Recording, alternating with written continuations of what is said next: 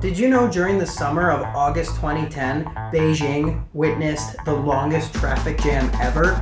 This traffic jam lasted a total of 10 days.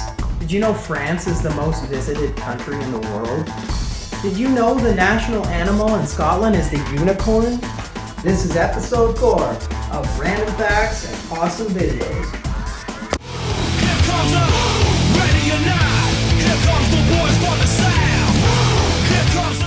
Welcome to episode 4 of Random Facts and Awesome Videos. Today we're going to learn about fish falling from the sky.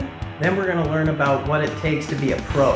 In animal facts, we're going to learn about a modern day dinosaur. Then we're going to get really scientific about turtles. In totally awesome facts, at the end of the video, we're going to learn about a dance that I'm sure you're familiar with. I'll give you a hint. This is episode 4. Rain, snow, hail, these are all things we're familiar with, falling from the sky. But what if I told you in some places in the world, it rains fish? Have a look. If someone wanted to make a weather forecast in the Mexican state of Tamaulipas in September 2017, it would sound like this: cloudy, possible precipitation in the form of fish.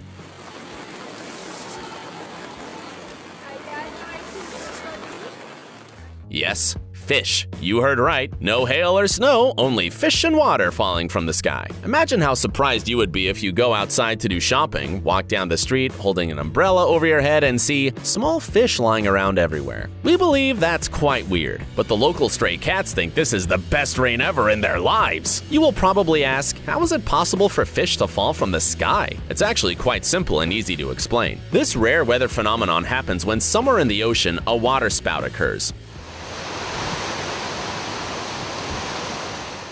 Low atmospheric pressure and enormously strong wind lift fish from the surface of the water to the sky. After a while, the wind brings a whirlwind of fish to the land and causes this unusual rain. Though this natural phenomenon is considered rare, it happens almost every year. For example, another fish rain occurred in Australia in March 2016. To be more precise, it happened near Winton, in outback Queensland. The locals were very surprised to find fish in places with no rivers or other bodies of water nearby. That's the kind of humor Mother Nature has.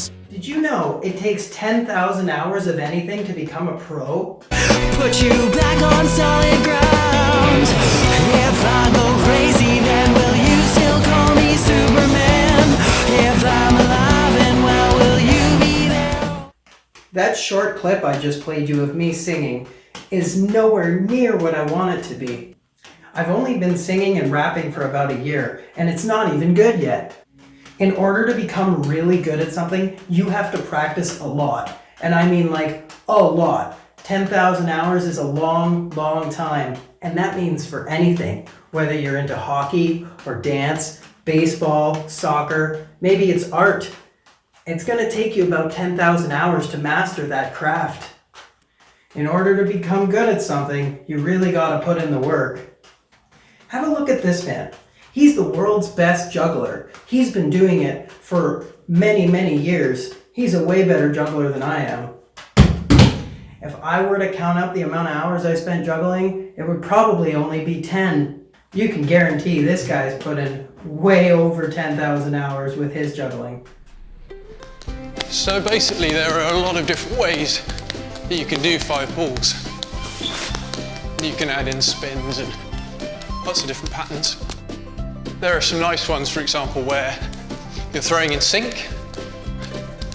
These you have to throw them at different heights so you can still catch them. And then you can do a transition into this, which is, it's like the 5-ball version of that 2-ball thing everyone does. Then there are also multiplex patterns. So these are patterns where you throw more than 1 ball at a time and then keep going. In profile, you want it to be one object across, so you want it to be as thin as possible from this angle. But yeah, you just want to kind of relax and clear your mind. Moving on to next, I want to get longer runs with 11, definitely, and I'm trying to get slightly longer runs with 13. 14 is tough. I have to hold 7 in my left hand, and I've only just got the hang of 7 in my right. A lot of the top jugglers say that 14 is the one which will be done, that is possible, and 15 isn't. So I guess we'll have to see about that.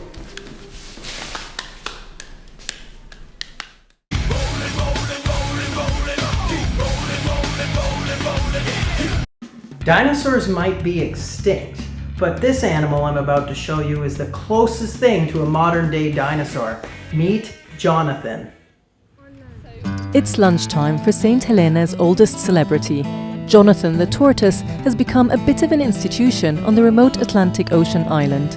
Originally from the Seychelles, no one knows exactly how he arrived here, but the island's been his home for over a century, making him possibly the world's oldest terrestrial animal. I think he's between 185 and 186 years old, but that's almost the minimum. He could be older because we base that age on when he arrived on St. Helena, so he might have arrived as an old adult or a young adult. So he could be another 100 years, we don't know. The island's only vet is in charge of the aging patient's health. Jonathan is on a strict diet of fruit and vegetables, most of which is imported by boat. But he has to be carefully hand-fed. He's now virtually blind from cataracts and has lost his sense of smell, although he has managed to hang on to his hearing. There's some debate as to the exact species that Jonathan is. He might be one of only a handful of Seychelles tortoises from a particular variety.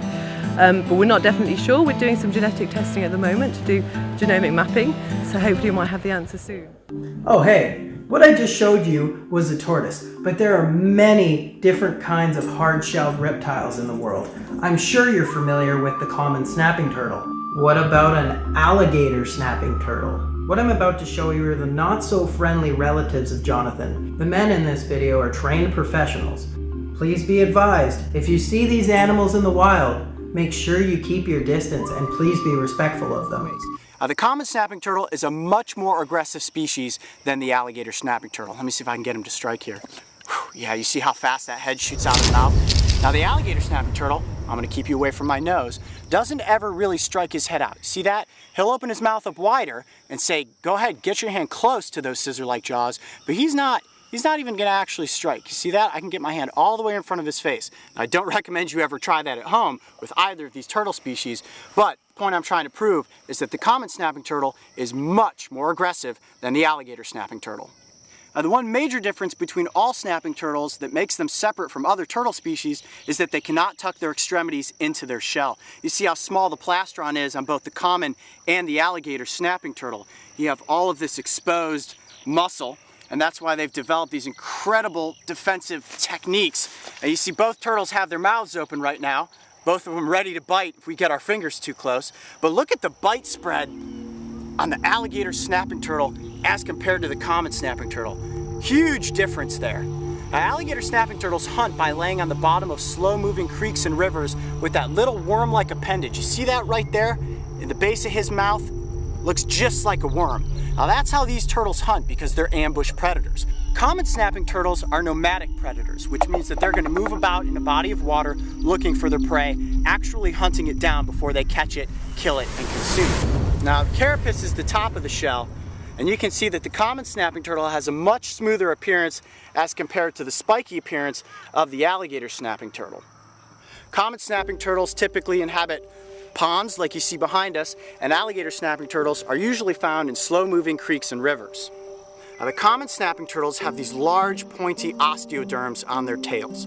Now, osteoderm is just a piece of bone covered in scale. And you see it really looks like the spikes on the tail of a dragon. You see the osteoderms on the alligator snapping turtle are a lot smaller, and as these turtles grow and their tails get bigger, the osteoderms actually get smaller, which is the opposite with common snapping turtles. As a common snapping turtle continues to grow, its tail gets fatter and the osteoderms become more pronounced. Now if you look at the nose of the common snapping turtle, it's short and blunt. The nose of the alligator snapping turtle is much longer. And these turtles, all they need to do is stick their heads up out of the water, body stays completely submerged. They can use those little eyes as periscopes looking around, get a breath of air, and then disappear back down into the murky abyss. Wow, this was pretty cool. I hope you guys enjoyed this, getting the chance to see a common snapping turtle compared to an alligator snapping turtle. Adam, thanks for getting us up close with these turtles. We're gonna put them back into the wild. Are you familiar with this dance move? But what do we know about the floss? Where did it come from? Who invented it? Well, let's have a look. If you managed to somehow miss the newest internet dance craze, it's called the floss, and it has nothing to do with keeping your teeth clean. To do the floss, you just make fists, let your arms hang straight at your sides, and swing them left and right around your torso in the opposite direction of your hips. Expert flossers might throw in some extra flurries or other dance moves for a little more pageantry, but that's the basic move. Okay, now that you know how to floss, let's find out where it started. Well, nobody can say for sure who actually invented the dance move, but what we do know is who popularized it. His name is the Backpack Kid, and he posted a video on Instagram in August of 2016 that featured him doing the dance move. Over the next year or two, the dance slowly gained popularity until Katy Perry got involved in May of 2017 and sent the dance into the stratosphere. While performing on SNL, Katy invited the Backpack Kid on stage to dance the floss while she sang Swish Swish. The internet loved it, and from there it was off to the races. YouTube remixes and tutorials were suddenly all over the place. And just when you thought the dance couldn't get any more viral, Fortnite got involved. And since there's nothing out there more popular than Fortnite, the dance is destined to stick around for a long, long time. Well, that's episode 4 of Random Facts and Awesome Videos. Tune in next week when we'll learn about what it means to pay it forward. We'll see you next time!